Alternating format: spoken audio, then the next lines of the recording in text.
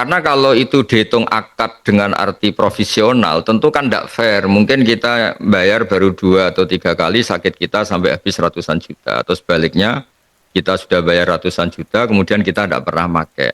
Kalau dihitung itu disebut akad yang fihi ghororun, akad yang tidak fair. Tapi beberapa ulama memberi saran. Monggo Ibu Supatmi. Dan nanti langsung akan dijawab oleh Gus Baha. Baik, terima kasih Ibu Ulfa. Assalamualaikum warahmatullahi wabarakatuh, Bapak Ibu dan Gus Baha yang saya hormati.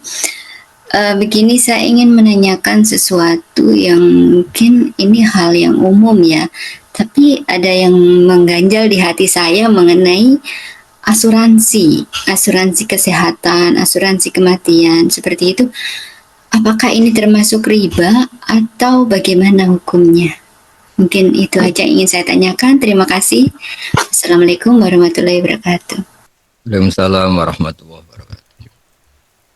Jadi ini langsung ya, sudah connect. Ya, monggo langsung nanti biar lebih. Monggo. Jadi banyak ulama yang berpendapat tentang asuransi. Kalau hukum dasarnya dengan hitungan matematika atau hitungan eksak atau hitungan untung rugi, tentu itu memang tidak fair. Misalnya kita baru bayar 2-3 kali, terus kita ngalami musibah, yang jumlah preminya atau jumlah yang dikeluarkan pihak asuransi itu lebih besar. Atau sebaliknya, kita bayar bertahun-tahun, nggak pernah sakit, nggak mati-mati, itu kan nggak fair lah. Sebab itu, karena Islam ini rahmatan lil alamin, banyak ulama juga banyak yang menyarankan, yang ikut itu niat nyumbang saja ke negara.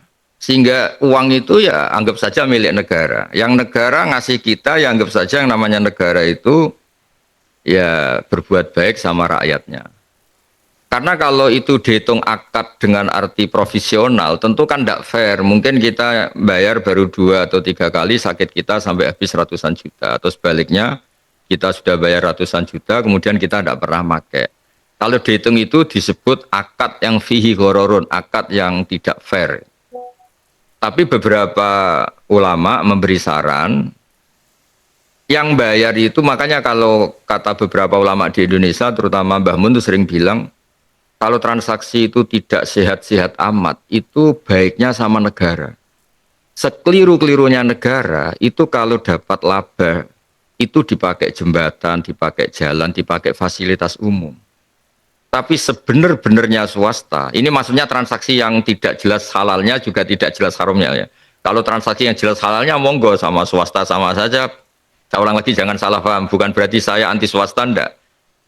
Transaksi yang riskan itu sebaiknya sama negara saja kan. Kalau yang nggak riskan nggak apa-apa sama swasta. Karena kalau negara, saya ulang lagi, sekeliru-kelirunya negara itu kalau dapat uang dari rakyatnya lewat asuransi atau lewat apa, itu kan tetap orientasinya negara kan mungkin bikin jalan, jembatan, macam-macam.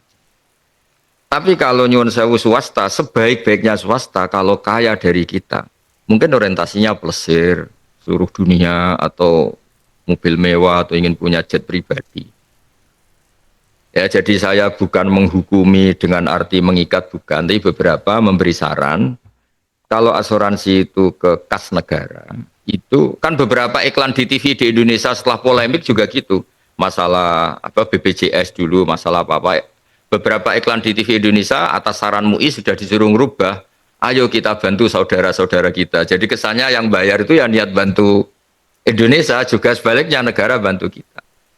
Nah, soal akhirnya kita prioritas karena kita yang terdeteksi, karena kita bayar, kita peduli, maka ya selayaknya yang peduli itu dapat. Tapi dari awal disuruh niatkan saling membantu.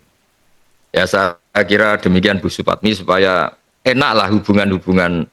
Karena kalau masalah harta memakai milik orang lain, memang Quran itu keras sekali, karena biasanya orang itu susah mengikhlaskan sesuatu yang tidak haknya. Makanya sampai ngendikan Allah, la taqulu amwalakum bainakum bil batili seterusnya. Tapi terusannya kan ada ayat illa antakuna tijarotan antaro dimingkum. Sesuatu itu bisa dinego karena kita saling ridho, saling tegowo.